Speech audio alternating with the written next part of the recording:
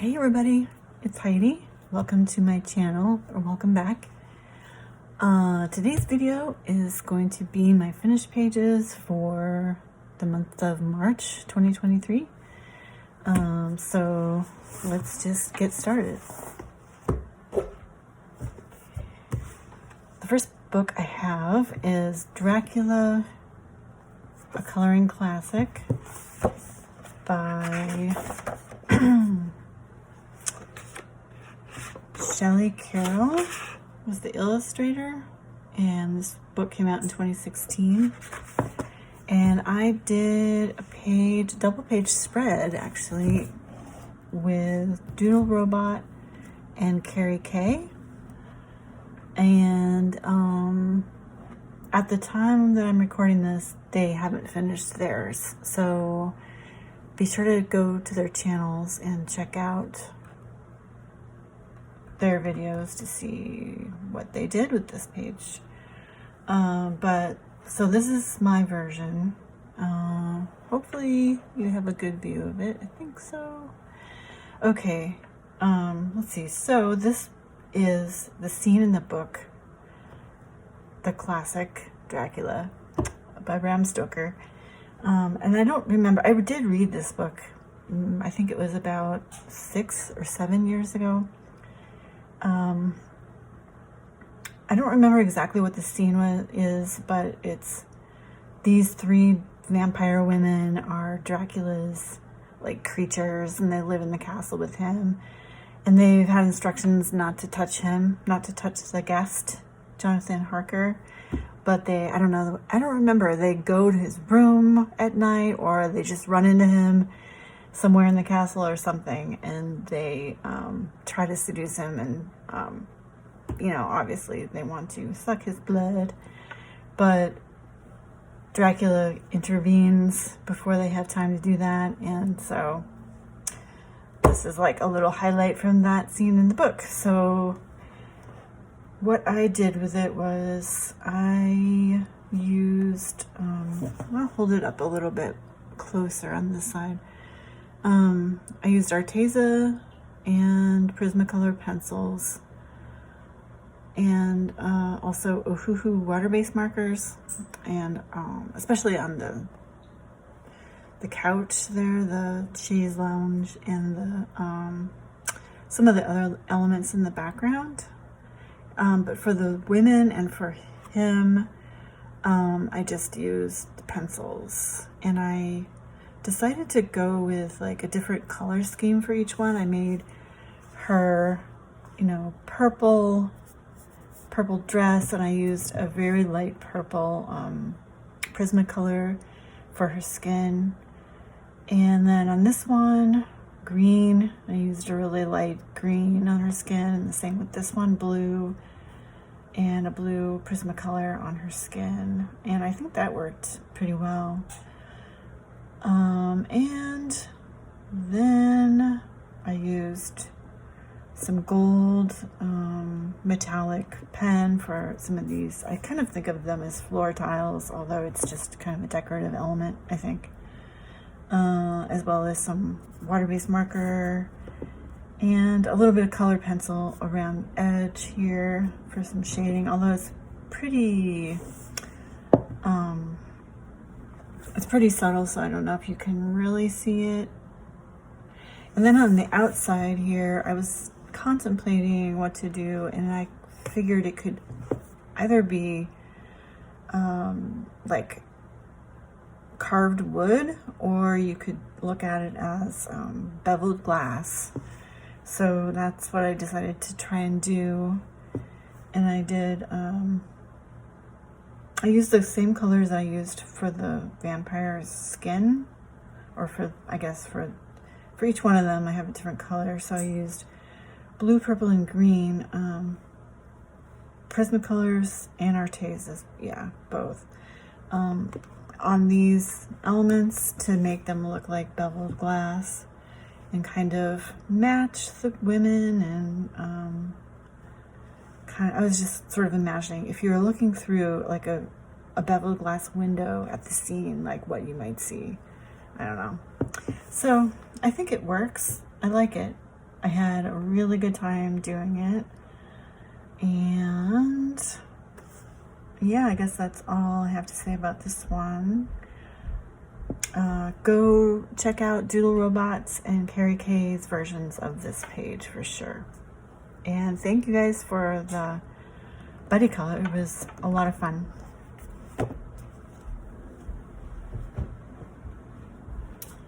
And then next up, I have a page in Mouse Guard by David Peterson. And this was also a buddy color. This was a buddy color with Pat from Coloring with Pat and Wilson. Thanks, Pat, for the buddy color. It was really fun. And I have a page, I have a picture of her page, which I will insert after this. So this is what I did with it. It is this little mouse explorer. I don't really know this story, so I'm just kind of making it up in my head. But he's kind of planning a expedition or something by the light of a lamp with some candles. So I used pencils. What did I use? I'm trying to go by memory on all these today. I believe I used... Anyway, I can't remember. Maybe it'll come to me as I go. But yeah, so I tried to do a light effect with the lamp lantern, and imagined it kind of shining down onto the table. And I'm not very good at directional light and trying to render things the way they should be in the light. So I did my best. I think it's okay. I think it kind of worked out. I tried to make everything kind of yellow on the mouse and on the table, on back here where the light would be shining. And yeah, so I need practice with that, but I think it's okay. And then I used white gel pen for on the candles over here. I just kind of scrolled it on in a circle and then sort of blended it with my finger to try to make sort of an aura there. And I'm still not coming up with what... Oh, was it Black Widows? God, I don't know. I don't remember. Sorry about that. Anyway, so that one is my buddy color with Pat. Thanks again, Pat, for that. That was super fun. And I will put her picture in right now.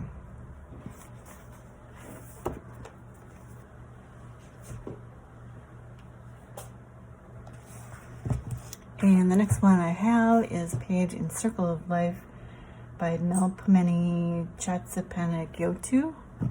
Apologies if I screwed that up. And this is another buddy color. I had 3 buddy colors this month.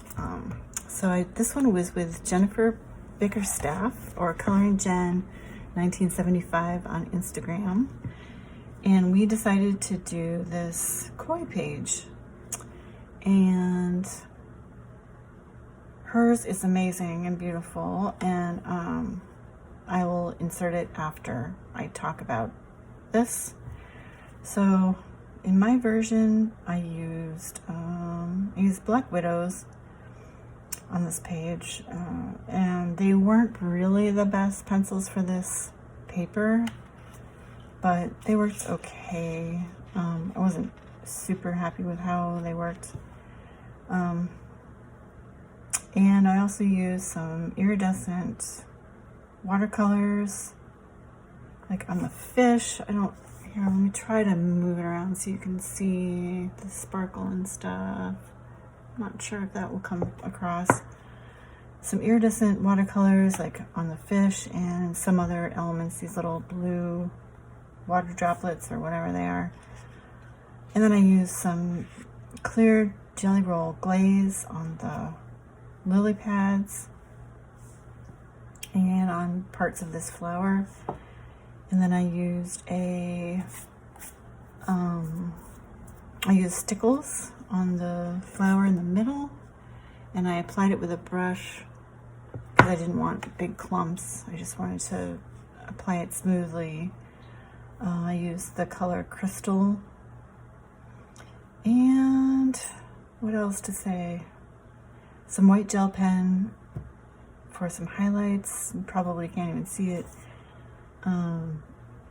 Yeah, I'm pretty happy with how this came out. It's very pale. It's not really as vibrant and, I don't know, orange, red as I wanted it to be. It was, the pencils were a little challenging to use, I thought.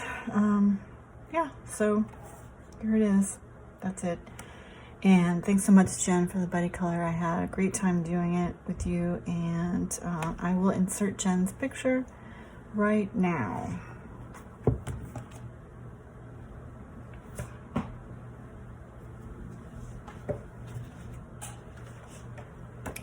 The next thing I have is a page from Misfits by White Stag, and this is Misfits number 3. So this is a little bit different than normal. So what I did was I traced this page with my light pad onto a piece of watercolor paper. So I used this watercolor paper, Arche cold press. This is a block. So you can paint on it and then just use a knife and take the paper off of the block. I took it off first. This is 100% pure cotton watercolor paper and really, really nice. This is like the best you can get, so I have heard. And I really, really love it too. I mean, it's 300 pound or 140 pound. Really nice and thick. You can do pretty much any amount of layers and it'll hold up great. So this is my page that I did with watercolor, and I used Angora watercolors just in the little pan, in some very small brushes, and tried to go for a little bit of a sort of a muted, I don't know, kind of melancholy palette, sort of match the mood of it. A lot of White Stag's pictures are kind of, I don't know, sad or a little bit spooky or edgy, or, you know, I don't know how to describe them exactly. But I tried to go with that kind of a palette. It's a little bit, it strikes me now as a little bit pale. Some of the black maybe could have been darker, but I feel like, here, I'll hold it up to show some of the details a little bit better. I was very happy with how this went, actually. I was kind of amazed because I don't really consider myself to have that much watercolor experience, and it went much better than I had thought it would. So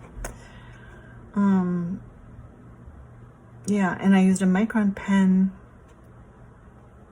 to trace over the lines after I was done, and I used a tiny bit of iridescent watercolor in the little bee's wings afterwards, but I don't think you can see that.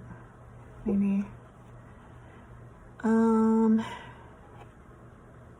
Yeah, and this page is called Float.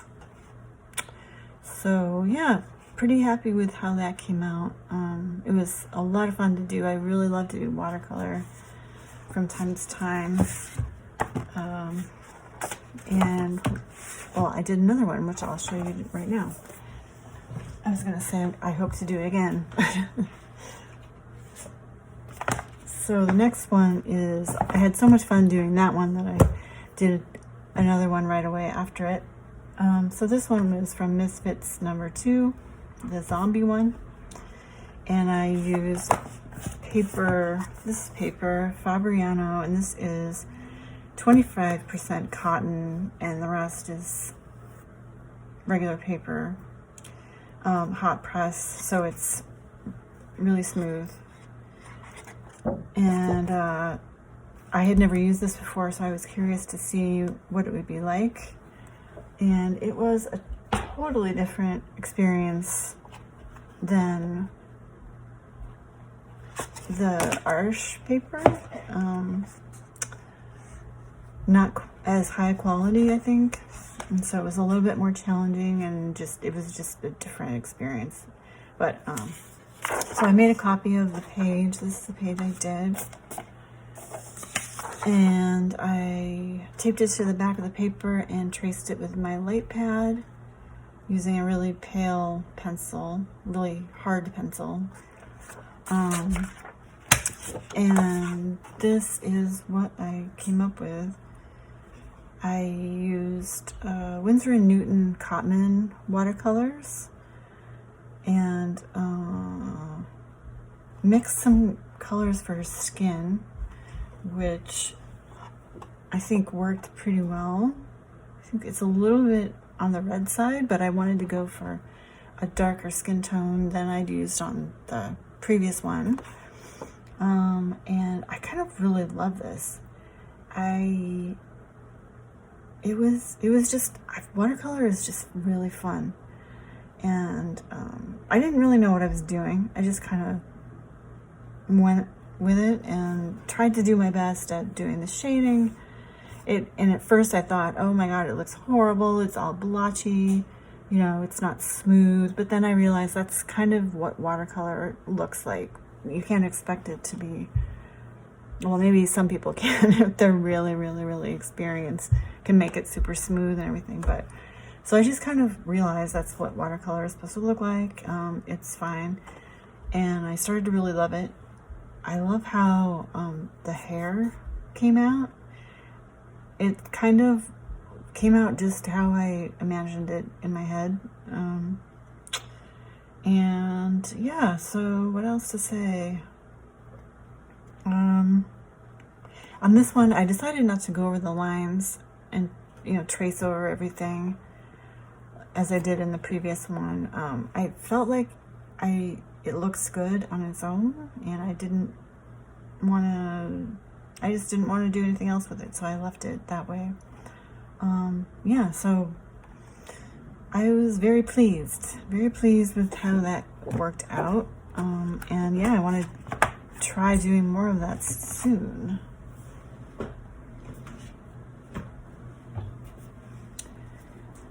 And the next one we've got is a page in Millie Marotta's Wild Savannah Deluxe Edition. And this is, these are single-sided. It's a huge hardcover book, really nice. I just got this recently. And so I did this page, the elephant kind of wallpaper-ish page.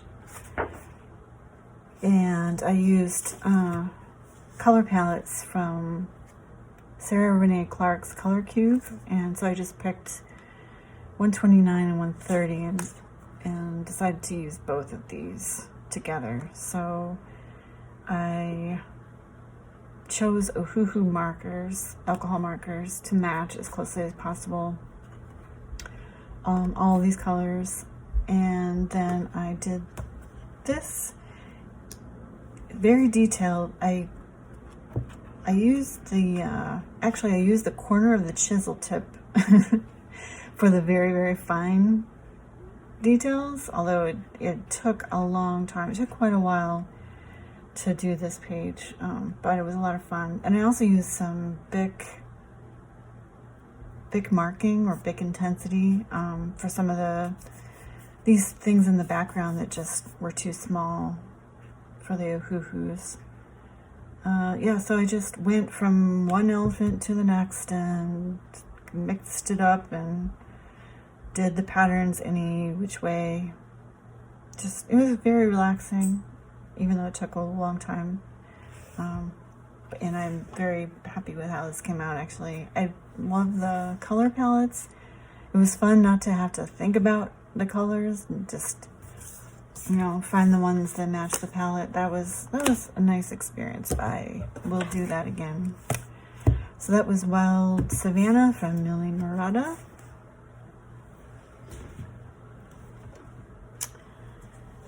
And then I did a page in Moon Valley by Maria Trull. And I wish I knew if you pronounce this Trull or Trulla or what. Maybe someday I will try to find out. If anyone knows definitively, let me know. So I did this little page with the mouse and the dragonfly and this little fairy creature there. So cute. This is my first page in this book. This one was Brutfuner 520s, the 520 set of Brutfuner pencils. And I really liked how they worked in this book. I really love those pencils. They're kind of like polychromos, like very hard, and you need to layer them. But they're beautiful pencils, and so I'm very happy that I got those.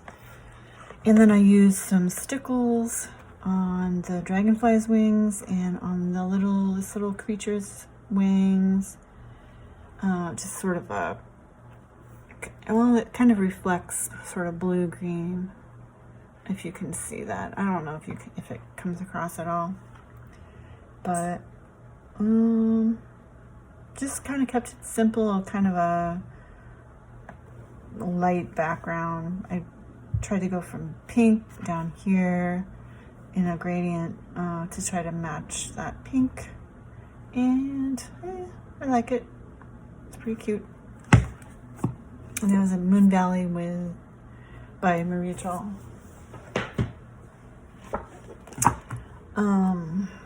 And the next one I did a page in the Indigenous art coloring book by Tracy Metallic, and this is a series. There are a whole bunch of different artists who have books in this series. They're all Indigenous, Native American or First Nations artists. Actually, I think they might all be First Nations because this is a Canadian book. So, and there's information in the back about her. These are some of her paintings. They're really, really beautiful. She's from Quebec. There's some examples on the back. She uses really bright, vibrant colors, which I love. So I did a page in here. It's called Dreamweaver. It's this bear.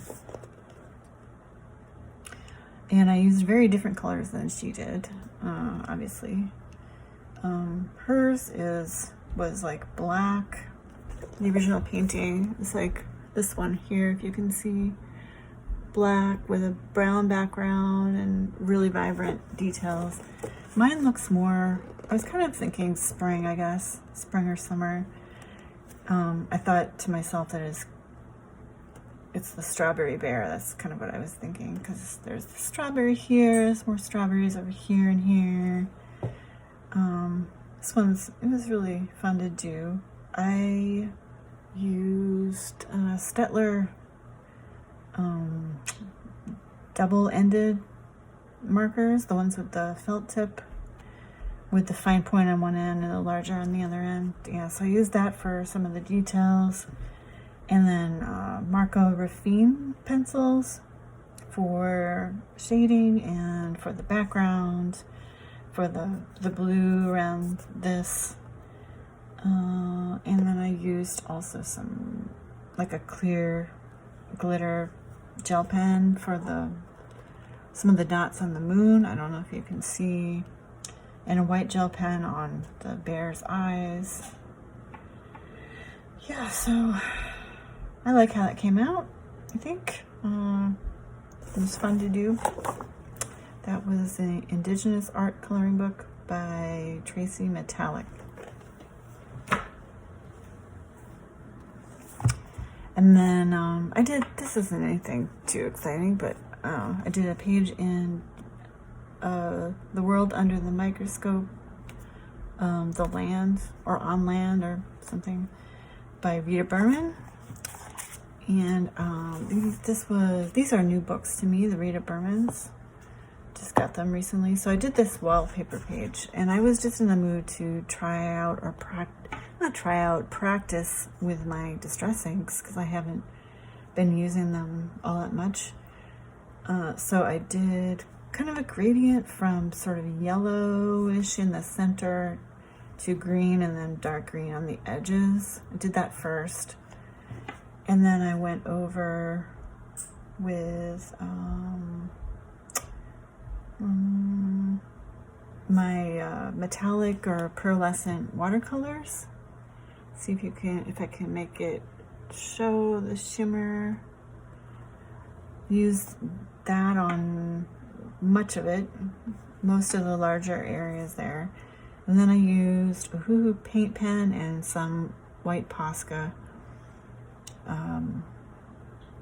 for some all these little dots. And here, yeah, I just added a bunch of the little dots all over the place because I felt like it needed a little something extra. And yeah, so it was fun. I like how it came out.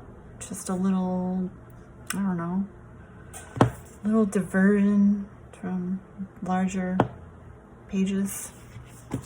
So that was in The World Under the Microscope on Land by Rita Berman. And then I did a page in Just Add Color Mindy, which is one that I haven't colored in. And this was this book is kind of the Shutterstock book with all these like paisley designs and all different styles and things. So I again used my distress inks. I wanted to keep practicing with my distress inks, so I did a gradient from this peachy pink up at the top down through more of a brighter pink and through lavender and purple at the bottom. And then I used Prismacolor pencils and Crayola Super Tips to color in the designs. And some stickles in black diamond, and I put them on the black areas. I don't know if you're going to be able to see the sparkle. I just got new stickles, so I was very excited to try those out. And yeah, generally I feel pretty good about this page. It was a little bit more practice with my distress inks, just playing around. It's not my favorite page ever, but I like it well enough. That was in Just Add Color Mindy. And then this is a new book to me lately. I just got it. It's called Color Me Wild, Try Animals by Hope Little and Seaton Karaduman. And this book came out, I think it was in 2016, so it's not a new book, but I found it on Book Outlet for just a few dollars, and thought it looked, or I think I looked for a flip through and found it, and it looked interesting, or it looked fun. So this book, it's got the animals in front and a lot of different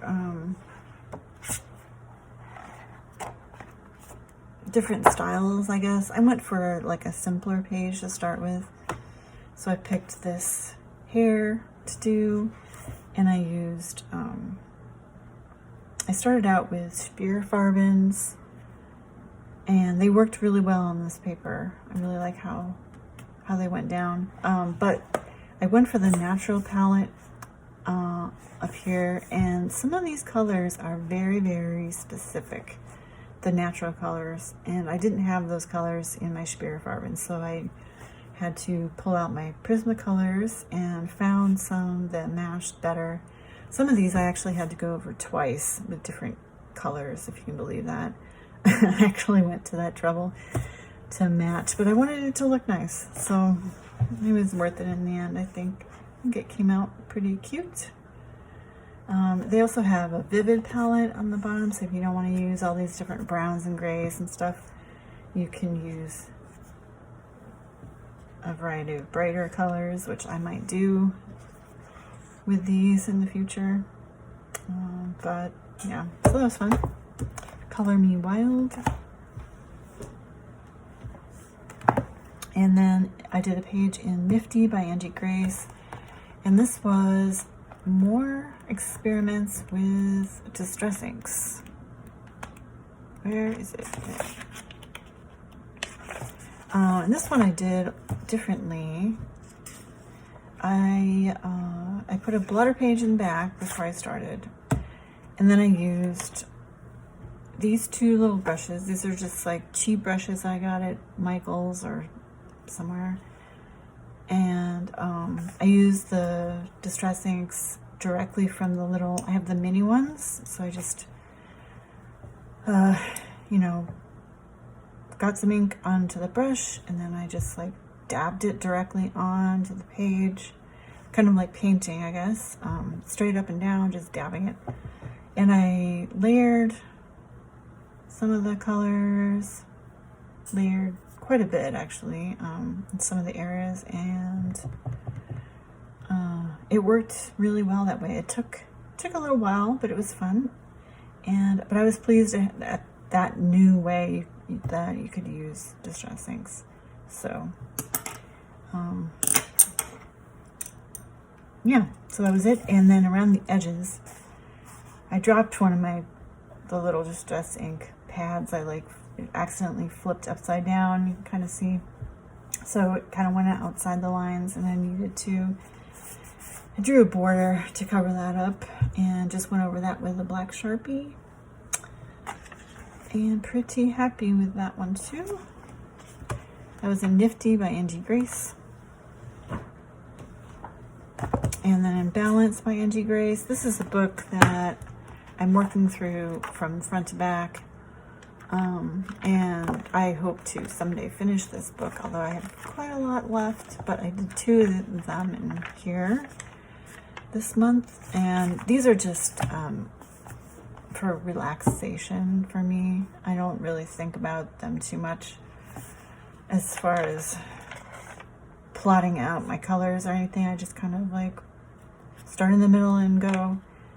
So for this one, I used Uhuhu paint markers in greens and yellows and blues. And then the dark blue in the background is a very, very dark ultrafine Sharpie. And yeah, it was a good time. It's okay. It's not my very favorite, but it's all right. And then this one I did with Stutler, the double-ended markers with the felt tip. And this one's very bright. Reminds me of, I don't know, maybe Valentine's Day or something. But yeah, fun times. Balance by Angie Grace. And then this one is Square Mandalas by the Belva family. This book is, I have not had good luck with this book. I've probably ripped out more pages than I've actually colored. In fact, I'm sure I have ripped out more than I've actually finished. Because of one problem or another. I colored in the wrong spaces and messed it up, or the pen ran out, or something. Anyway, that's not the page I did. This is the page that I colored with Uhuhu paint markers, and it's kind of ugly. I don't really like it. I don't like the colors that well. It's sort of a weird composition and design. It's just a plant, I guess. It's supposed to be a plant surrounded by these curlicues. So, but whatever. It went quickly with the paint markers, so that was one good thing. That's Square Mandalas by the Belva family. And then I had a couple days where I just didn't feel like doing anything except for coloring in spaces. So I did a page in Stranger Things, dots, lines, and spirals, which I really love. And I'm kind of working through from front to back in this one too. And I just did this page with 11 when she was little. And yeah, listened to a podcast when I did this. Just relaxed and finished it in an evening. And that did its job. And it was relaxing. And then the last one I have is in a Little Grim World pocket size. This is a grayscale. And I've come to learn since I bought this that it's AI, which I suppose I should have figured out anyway, because it looks like it is. So I'm not really into the whole AI thing. I'm not for it. I won't be buying any more AI books. But so I just tried this page, which didn't really work well, in my opinion. I used Crayola pencils, and the face and head actually were okay, but the whole thing is so gray. I feel like it just looks gray, like the gray just comes through. I wasn't really enjoying myself with this grayscale. I think I'm not really into grayscale like this. Like, I like artists' grayscale if they're drawing and they're drawing it with the shading and stuff, that I like. But this kind of thing, or like a photograph, I don't think that, yeah, it's not really for me. So, it's kind of pretty, I guess. I don't think I'm going to keep this book, actually. I think I'm probably just going to give it to Goodwill or something, because I'm fairly sure I'm not going to be coloring in it again. But, you know, that's that. So that was my colored pages, finished pages for the month of March. I hope you enjoyed watching this video, and hope you have a great month in April coloring and doing whatever you're doing, and just have a good time, have a good month, and thanks for watching, and I hope to see you in the next one. Bye.